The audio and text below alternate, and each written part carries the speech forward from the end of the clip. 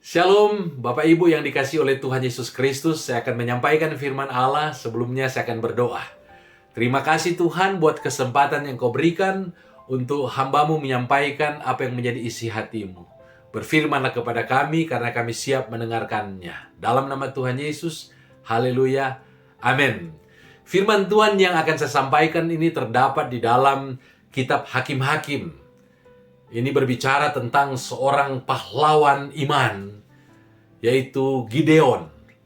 Gideon ini di dalam kisahnya, di dalam kitab Hakim-Hakim ini, dia seorang yang luar biasa dipakai oleh Tuhan. Dia bisa dipakai oleh Tuhan untuk mengalahkan yang namanya bangsa Midian. Bahkan kalau kita membaca di dalam Hakim pasal yang ke-7, dari ayat yang ke-19 sampai dengan ayat yang ke-25, dia sangat luar biasa. Karena dia mengalami kemenangan demi kemenangan dan akhirnya Tuhan menyerahkan yang namanya dua orang Raja Midian yang bernama Oreb dan Seeb. Mereka berdua akhirnya dibunuh. Nah, kemenangan yang diraih oleh Gideon ini sungguh sesuatu yang spektakuler. Karena kalau kita membaca di dalam ayat-ayat firman Tuhan ini, mereka tidak membawa pedang kemudian pergi menghancurkan tentara Midian, tetapi ada strategi yang diterapkan oleh Gideon, di mana dikatakan mereka meniup sangkakala. Dalam ayat yang ke-19 dikatakan, lalu mereka meniup sangkakala sambil memecahkan buyung yang di tangan mereka. Demikianlah ketiga pasukan itu bersama-sama meniup sangkakala dan memecahkan buyung dengan memegang obor di tangan kirinya dan sangkakala di tangan kanannya untuk ditiup, serta berseru, pedang demi Tuhan dan demi Gideon. Jadi itu yang mereka lakukan, ya. Dan ini merupakan satu strategi yang tentu Tuhan ajarkan kepada Gideon. Dan akhirnya apa yang terjadi? Kalau kita membaca di dalam ayat yang ke-21 dikatakan, sementara itu tinggallah mereka berdiri masing-masing di tempatnya sekeliling perkemahan itu, tetapi seluruh tentara musuh menjadi kacau balau, berteriak-teriak dan melarikan diri. Mereka meniup sangkakala dan mereka memecahkan buyung dan mereka berseru, pedang demi Tuhan dan pedang demi Gideon.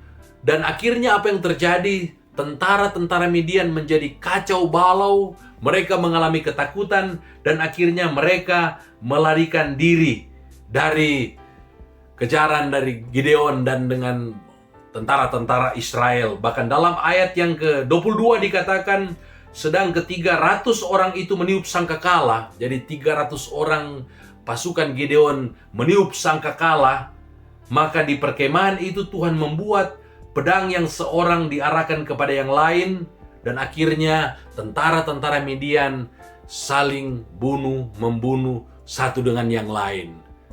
Luar biasa peristiwa ini. Ini membenarkan apa yang diajarkan oleh firman Tuhan. Tuhan akan berperang untuk umatnya. Tuhan akan berperang untuk umat Allah. Sejauh umat Allah itu melakukan apa yang menjadi perintah Tuhan, kalau umat Allah melakukan apa yang menjadi kehendak Allah, maka Tuhanlah yang berperang atas umatnya. Bangsa Israel terkenal sebagai bangsa yang Allah sendiri yang menjadi raja mereka. Ini dikenal dengan istilah teokrasi. Jadi Allah yang menjadi raja atas Israel, Allah yang memerintah. Dan Allah yang melindungi bangsa Israel. Jadi kalau bangsa Israel ingin mengalami kemenangan, mereka hanya memerlukan ketaatan kepada Allah mereka. Tetapi sebaliknya, sekalipun mereka telah mempersiapkan diri dengan sebaik mungkin, tetapi kalau mereka tidak taat kepada Allah, maka bukan musuh-musuh Israel yang akan mengalahkan Israel, tetapi Allah sendiri yang akan menghukum bangsa Israel.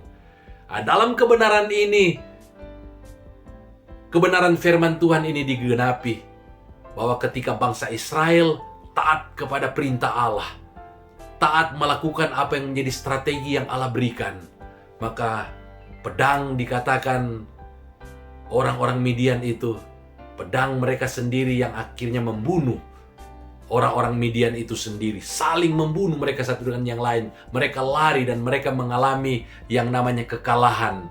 Dan akhirnya raja mereka, Oreb dan Zeb, mereka dibunuh, dipancung kepala mereka. Apa yang menjadi rahasia sehingga bangsa Israel bisa mengalami kemenangan? Rahasianya ada di dalam Hakim-Hakim pasal yang ke-6, ayat yang ke-12. Ketika malaikat Tuhan datang kepada Gideon dan berkata, Tuhan menyertai engkau, ya pahlawan yang gagah berani. Bapak Ibu yang saya kasih di dalam Tuhan kita Yesus Kristus, kita saat ini sedang berperang bukan dengan darah dan daging, tetapi melawan penguasa-penguasa di udara, melawan kuasa-kuasa jahat, melawan kuasa-kuasa kegelapan. Dan tentunya kuasa-kuasa kegelapan ini memakai orang-orang yang tidak takut akan Tuhan untuk menganiaya umat Tuhan. Tapi ingat, kita tidak boleh melawan pedang dengan pedang. Kita tidak boleh melawan kejahatan dengan kejahatan. Firman Allah berkata, kalau kita menggunakan pedang, maka kita akan binasa oleh pedang. Firman Allah mengajarkan kepada kita bahwa kita harus mengalahkan kejahatan itu dengan kebaikan. Gideon bisa mengalami kemenangan di satu sisi karena dia taat akan firman Tuhan.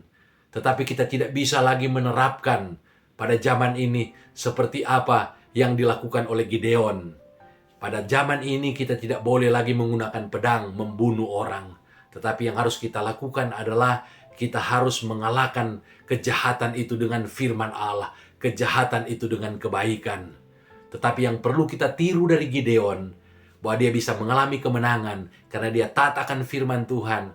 Dan kemudian dalam ayat yang ke-12 dikatakan, karena Tuhan menyertai dia. Demikian juga dengan saya dan saudara. Kalau kita taat akan firman Tuhan dan kita disertai oleh Tuhan, maka kitalah pahlawan-pahlawan yang gagah berani dari Tuhan Yesus Kristus. Untuk itu, mari kita terus taat akan firman Tuhan dan terus meminta penyertaan Tuhan atas kehidupan kita supaya kita bisa berhasil dan mengalami kemenangan demi kemenangan. Tuhan Yesus kiranya memberkati, mari kita berdoa. Terima kasih Tuhan, hamba sudah menyampaikan apa yang menjadi isi hatimu. Jadilah kepada kami seperti yang kau firmankan. Dalam nama Yesus, haleluya, amin. Puji nama Tuhan, shalom.